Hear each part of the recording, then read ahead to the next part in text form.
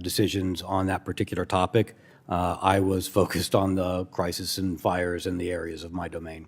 Thank you, Senator Blackburn. Thank you. Senator Coons.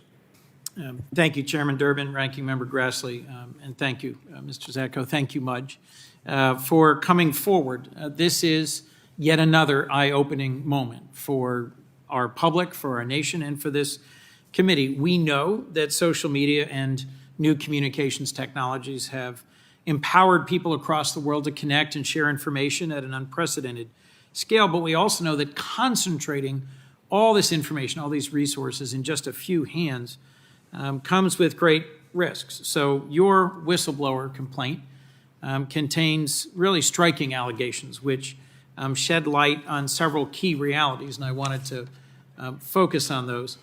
The first, as you've stated in a number of exchanges with my colleagues, is that the public lacks any credible way to assess whether and how major platforms and technology companies are protecting or prioritizing user privacy. And I want to talk for a bit about a bill that I've got that Senator Klobuchar also mentioned that would help strengthen some of that transparency.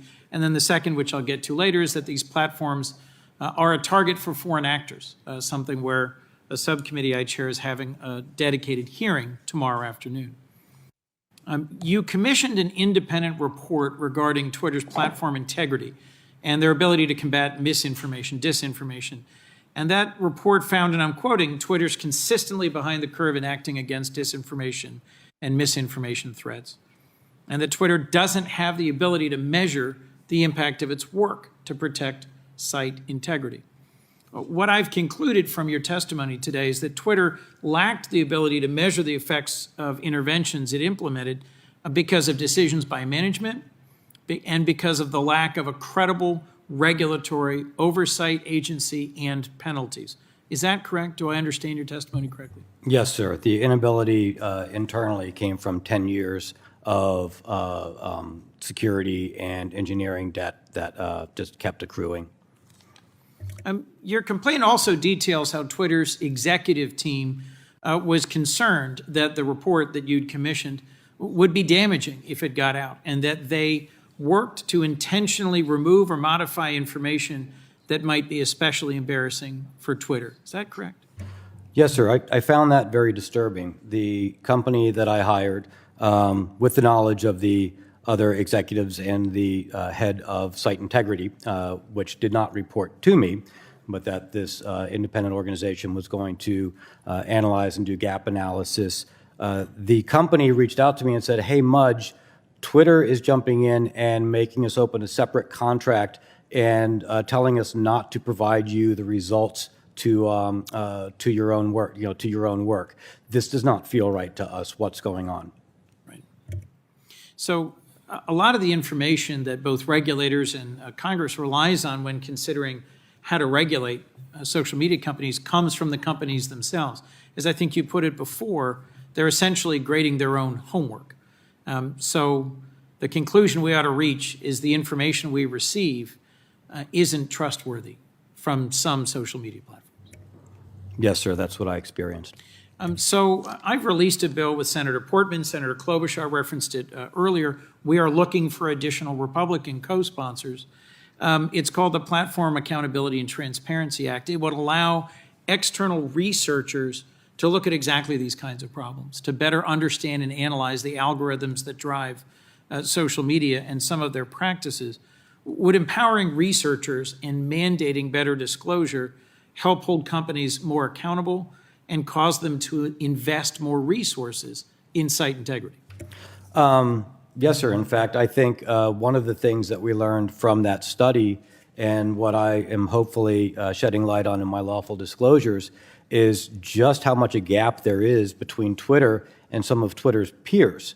And even learning that sort of discrepancy would help understand and raise the level of hygiene for these organizations and their ability to perform their tasks, and the ability for us to accept what they're saying as to whether it could possibly be true or not. This also opens up enormous national security risks. As you testified earlier, there's roughly half of Twitter's employees that had unnecessary access to vast amounts of sensitive user data. As Senator Kennedy was asking you earlier, just give us a quick sense of what information Twitter might have about Senator Grassley or about any of us on this committee. And it is deeper and broader, and I suspect if you'd gone further, it then unlocks a whole profile that can give really dramatic insight into members of law enforcement, members of the military, members of Congress, and their families, their travel, their preferences, their actions, their consumer activities. All of that has some real consequences. You wrote in your complaint the Indian government forced Twitter to hire Indian government agents who then had direct and unsupervised access to data. And a former Twitter employee was convicted last August of working as an agent of the Saudi kingdom. How common do you think it is for foreign entities, for hostile agencies, to successfully install sympathetic actors at Twitter, and why might they do so? Well, if there's any number of reasons, there are many of reasons why you would do so, in particular to not just identify people of interest or track groups of interest, but also to maybe look at whether or not Twitter has identified your agents or your information operations.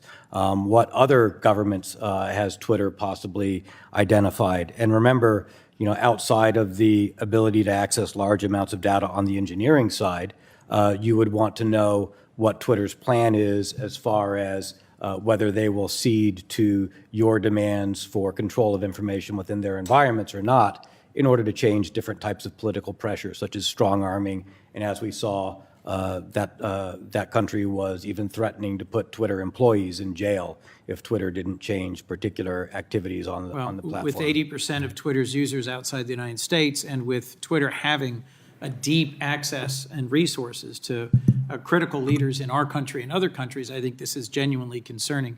Tomorrow afternoon, the subcommittee I chair, Subcommittee on Privacy, Technology, and the Law, Senator Sass and I will be holding a hearing on how to further understand the depth to which hostile actors and adversaries are going to obtain American citizens' data, and that'll expand on a lot of the topics we've pursued today. I hope members of the committee will attend. I want to thank you for your testimony, Mr. Chairman, for the chance to participate in today's hearing. Thank you, Senator Coons. We're going to take a 5-minute break after Senator Cotton asks his questions. Senator Cotton. Thank you, Mr. Zatko, for your very informative testimony this morning. I want to start with some questions about Twitter's